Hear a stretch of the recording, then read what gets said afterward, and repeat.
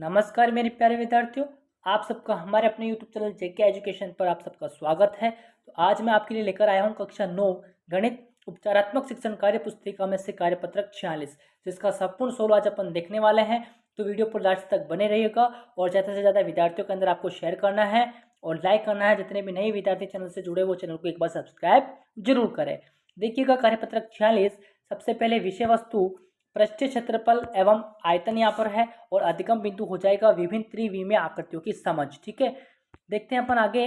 तो प्रश्न क्या कहता है, पहला कि नीचे दी गई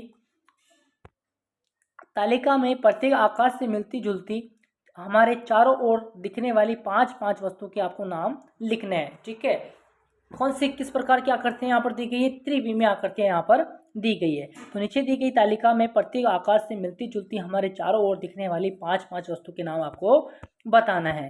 ठीक है, कहने का मतलब आप समझ गए होंगे। तो अधिगम बिंदु यहाँ पर दे रखा है विभिन्न त्रिविमीय आकृतियों की समझ। ठीक है, आएगा इसमें अपन देखते हैं। सबसे पहले देखो यहाँ पर दे रखा है सबसे पहले घनाभ, फिर दे रखा आपको घन, फिर बेलन दे रखा है, फिर शंकु दे रखा है, फिर गोला यहाँ पर दे रखा है। तो आप घनाभ की जो आकार घनात्मक आकार की कौन कौन सी चीज़ें यहाँ पर होती है उसके आप नाम लिखेंगे। सबसे पहले आप लिखोगे बॉक्स, फिर लिखेंगे आप माचिस, फिर लिखेंगे आप ईंट, फिर लिखेंगे आप पलंग, फिर अंतिम में आप लिखेंगे संदूक। जितनी भी आकृतियां यहाँ पर दे रखी है, बॉक्स हो गया, माचिस हो गया, ईंट हो गई, पलंग हो गया, संदूक हो गया, ये आपके घनाभाकार आकार की हो जाती है। अब देखो घन के आकार की कौन कौन सी चीज़ें यहाँ पर आ जाती है। सबसे पहले आप लिखेंगे चौक का डिब्बा, फिर आप लिखेंगे पासा, फिर आप लिखेंगे बर्फ क्यूब यहाँ पर हो जाएगा, फिर गिफ्ट बॉक्स आप लिखेंगे, फिर चीनी के टुकड़े यहाँ पर आप लिखेंगे। ठीक है, तो जितनी भी ये चीज़ें यहाँ पर दे रखी हैं ये सभी जो घन के आकार की यहाँ पर आ जाती है। तीसरे चित्र आपको दे रखा है बेलन का। क्या दे रखा है बेटा, बेलन का दे रखा है। तो बेलन में आप क्या क्या भरोगे, गिलास भरोगे, पाइप आप लिखोगे, यहाँ पर पानी की टंकी यहाँ पर हो जाएगी, ड्रम यहाँ पर हो जाएगा, गैस सिलेंडर यहाँ पर हो जाएंगे। ठीक है, जल्दी से जल्दी आप अपनी कार्य पुस्तिका के अंदर ये भरें।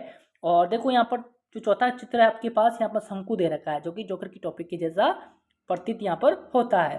ठीक है, तो शंकु के आकार की जितनी भी चीज़ें हैं, देखो टोपी हो जाएगा, कीप हो जाएगा, आइसक्रीम हो जाएगी और गाजर हो जाएगा, और क्रिसमस ट्री यहाँ पर जो है ये आपके शंकु के आकार के हो जाते हैं। तो पांचों आप चित्र देखेंगे आप गोला, जिसको गेंद के आकार का यहाँ पर आ जाता है। ठीक है, तो यहाँ पर इसकी क्या क्या आप लिखेंगे प्रकार, गेंद हो जाएगी, फुटबॉल हो जाएगा, संतरा हो जाएगी, खरबूजा हो जाएगा और पृथ्वी यहाँ पर हो जाएगी। यहाँ पर खरबूजी नहीं है बेटा, खरबूजा है। ठीक है, ये खरबूजा है, क्या होगा खरबूजा, इसको आप खरबूजा लिखें।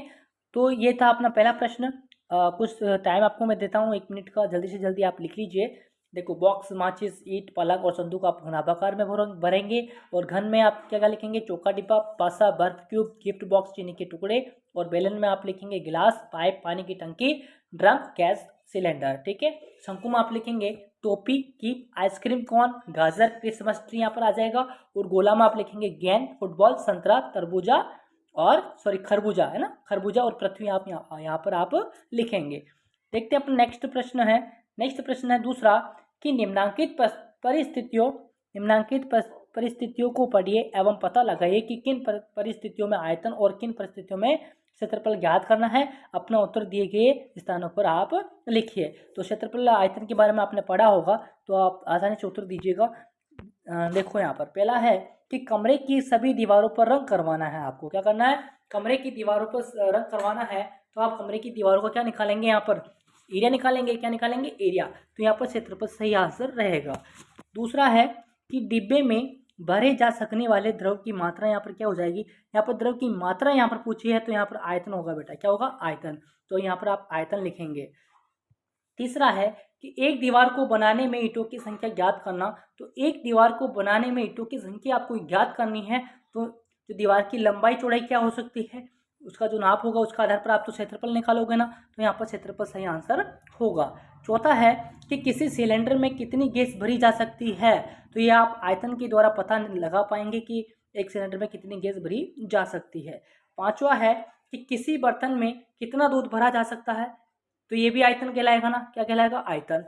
छठा है कि संदूक का कवर बनाने में कितने कपड़े की आवश्यकता होगी। तो संदूक का कपड़ा जो बनाने में कितने कपड़े की आवश्यकता होगी, यहाँ पर कमर बनाने में कितने कपड़े की आवश्यकता होगी, तो संदूक की जो लंबाई चौड़ी होगी उसके आधार पर अपन क्षेत्रफल निकालेंगे यहाँ पर, तभी तो पता चलेगा ना भी कपड़े की आवश्यकता, कितने कपड़े की आवश्यकता यहाँ पर अपन को पड़ेगी। तो यहाँ पर भी आप क्षेत्रफल लिखे। अब देखो यहाँ पर गोदाम में कितने कार्टून भरे जा सकते हैं, बताओ गोदाम में कितने कार्टून भरे जा सकते हैं, तो यहाँ पर सही आंसर रहेगा आपके आयतन। क्या होगा? आयतन। टेंट बनाने में कितने कपड़े की आवश्यकता पड़ेगी, तो यहाँ पर भी क्षेत्रफल निकालेंगे अपन, एरिया निकालेंगे। क्या निकालेंगे? एरिया। ठीक है, तो ये था अपना कार्यपत्रक 46। उम्मीद करता हूँ वीडियो जरूर पसंद आए होगी, तो जल्दी से जल्दी अपनी वर्कबुक के अंदर ये सभी फिल कर ले अच्छी तरह से।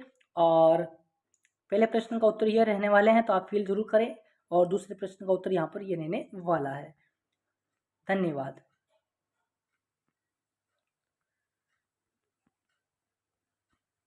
और चैनल को सब्सक्राइब करना ना भूलें।